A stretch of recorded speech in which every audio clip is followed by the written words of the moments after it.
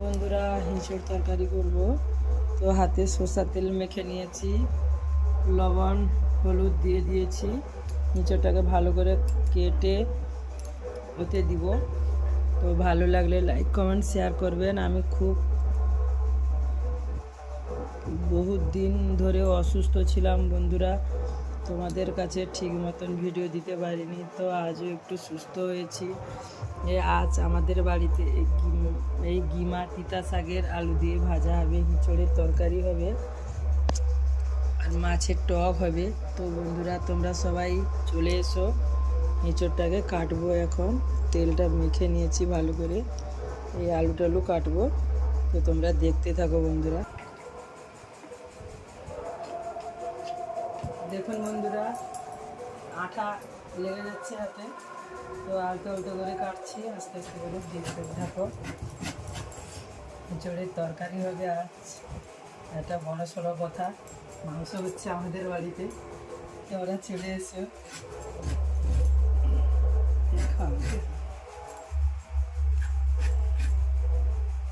খুব সাবধানে কাটতে হচ্ছে, কেননা আমার হাত কেটে গেলে শুকাতে চাই না, যেহেতু আমার সুগার। তো বন্ধুরা কারা কারা হিঁচড় তরকারি খাবে চলে এসো। অনেক দিন পরে তোমাদের সামনে এলাম, তো আজ হিঁচড় তরকারি করছি। কীরকম করতে হয় তাও জানি না, তবুও টুকটাক জানি, সেই দিয়ে করবো। কারা কারা খাবে চলে এসো আমাদের বাড়িতে।